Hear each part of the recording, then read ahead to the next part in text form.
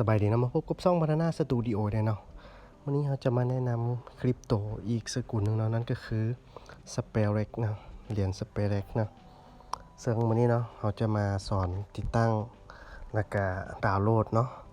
ว่าเหรียญ Spellrex นี้ติดตั้งจังได๋ดาวน์โหลดจังได๋เนาะเดี๋ยวเรามาเบิ่งกันเนาะซึ่งมันสามารถดาวน์โหลดได้ทาง App Store และ Play Store เนาะโอเคเดี๋ยวเราเข้าไปดาวน์โหลดอยู่App Store เนาะของค่อยใช้ iOS เนาะไปกันเลยเริ่มแรกเนาะเข้าไปที่ App Store เนาะกดค้นหาเนาะพิมพ์คำว่า Spellrex Play เนาะสะกดตามนี้เนาะแล้วก็ดาวน์โหลดเนาะถ้ามันดาวน์โหลดก่อนแป๊บนึงเนาะไวซ่าขึ้นอยู่กับนิดนะตัวนี้เนาะโอเคเนาะหลังจากนั้นก็เปิดขึ้นมาเนาะเปิดมันขึ้นมาแล้วก็อนุญาตเนาะให้มันแจ้งเตือนตอนนี้ถ้าผู้ใดมีบัญชีแล้วสามารถล็อกอินเข้าได้แต่ถ้าผู้ใดบ่ทันมีเนาะให้ลงทะเบียนเนาะรีจิสเตอร์เนาะใส่ชื่อเนาะชื่อนี่ลบอยากให้ใส่ชื่อแท้เนาะชื่อแท้นามสกุลแท้เนาะใส่เข้าไปเลือกประเทศเนาะเลือกน้องมาหาประเทศเฮาเองเนาะเฮาอยู่ลาวเฮาก็เลือกลาวโอเคใส่เบอร์โทรศัพท์เนาะมันมี856แล้วก็ใส่20แล้วก็ได้โอเคเฮาใส่รหัสเนาะ856ตัวเนาะ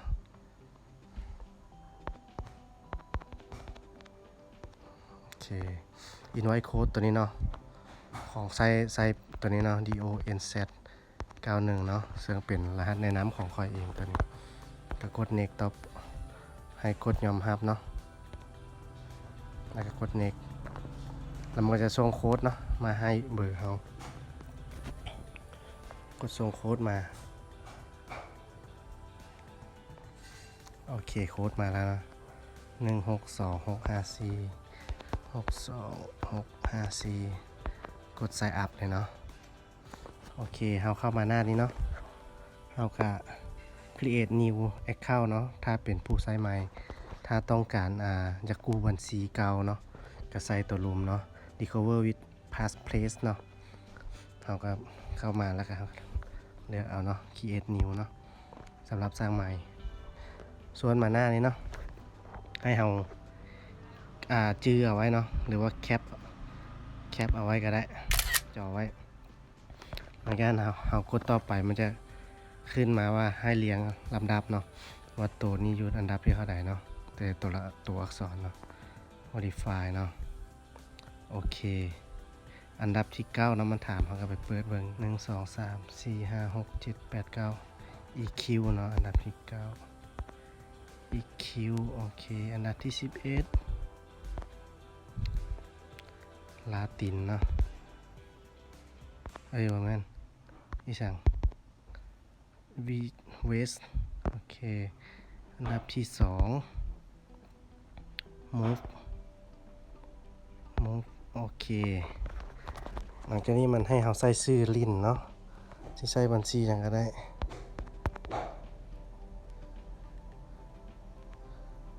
ใส่บัญชี2ก็ได้เพราะว่า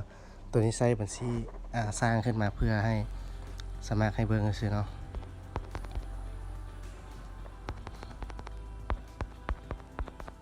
โอเคใช้สแกนนิ้วมือเนาะ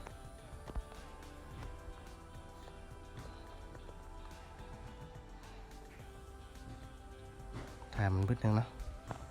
โอเคหน้ามันจะประมาณนี้เนาะ modify เรียบร้อยเนาะกลับไปสู่หน้าโฮมเนาะกลับมามันจะมีตัวนี้เนาะจะเป็นเหรียญของมันเลยเนาะ Spellrex เนาะถ้าเราอยากได้เหรียญอื่นเข้ามาเราก็แอดเข้ามานี่เนาะจะได้ BTC นี่บ่มีน่าจะมีแต่ BNB นะเหรียญ BNB approve เนาะมันจะขึ้นมาอย่างนี้ โอเคอยากได้เหรียญยังไงพิมพ์ใส่ได้เนาะคันอยากเฮาฝากหรือว่าจะเข้ามาเนาะแต่ถ้าเฮาอยากขุดเนาะเฮาขุดแต่ละมื้อเฮามาขุดเนาะทุกๆ24ชั่วโมงเนาะเฮากดมา mining เนาะเฮากด activate เนาะ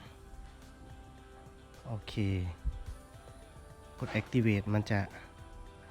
ทุกๆชั่วโมงมันจะให้อยู่1 XP เนาะหลังจากนั้นหลังจากที่มันเปิดให้เฮาถอนหรือว่าให้เฮาแลกเปลี่ยนจากเหรียญ XP นี้ไปเปลี่ยนไปเป็นเหรียญสเปลเล็กเนาะมันก็เราจึงสามารถแลกไปแล้วก็ถอนได้เนาะซึ่งตอนนี้เดี๋ยวขอไปเบิ่งราคาเหรียญสเปลเล็กกันเนาะเหรียญสเปลเล็กราคามันมีเท่าไหร่เนาะตอนนี้เนาะไปเบิ่งอยู่คอยมาร์เก็ต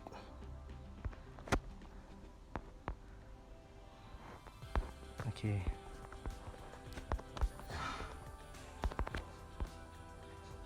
คอยมาร์เก็ตตอนนี้เนาะราคาหนึ่งสเปลเล็กเนาะ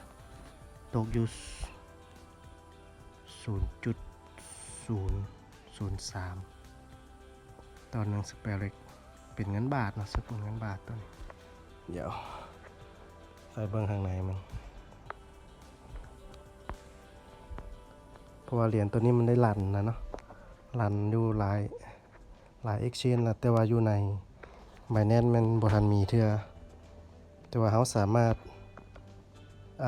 convert เนาะหรือว่าเปลี่ยนจากสเปลเล็กนี้ไปเป็นเหรียญอื่นๆได้เพื่อเอาเข้าไป Binance เนาะโอเคมูลค่าของมันเนาะประมาณนี้เท่ากับ 0.0024 US ดอลลาร์เนาะต่อ1สเปลเล็กตัวนี้เมนูมันเนาะ Contact นี่มันรายชื่อตัวนี้มัน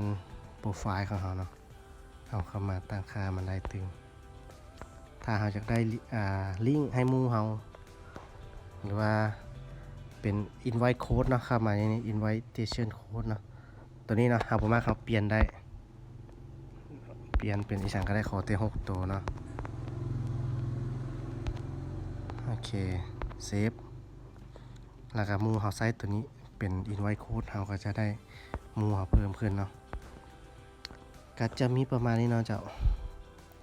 ซึ่งเหรียญตัวนี้เนาะมันจะต่างจากเหรียญพายแล้วก็เหรียญ B เหรียญอื่นๆเนาะเพราะว่าตอนนี้มันได้ลิสต์ขึ้นอยู่ในกระดานเทรดแล้วเรียบร้อยเนาะตัวนี้เนาะเราสามารถซื้อขายได้แล้วแต่ว่าอยู่ใน Binance ยังบ่ทันเอาเข้าเถอะเนาะมาเบิ่งในอนาคตเนาะถ้าเบิ่งเนาะในอนาคตเนาะว่ามันสิมีลิสต์ขึ้นใน Binance หรือบ่เนาะแต่แน่นอนเนาะ 100% ต้องมีแหละจะไหนก็ติดตามกันเนาะส่วนสำหรับผู้ใดที่อยากดาวน์โหลดเนาะแล้วติดตั้งเนาะให้ตามข้าพเจ้าได้เลยเนาะแล้วก็invite code เนาะให้ใส่ DONZ แล้วก็91เนาะซึ่งเป็น invite code เนาะของข้อยเองเนาะถ้าบ่มี invite code ก็บ่สามารถลงทะเบียนบัญชีนี้ได้เนาะเจ้าก็จะมีประมาณนี้เนาะเจ้าขอขอบใจ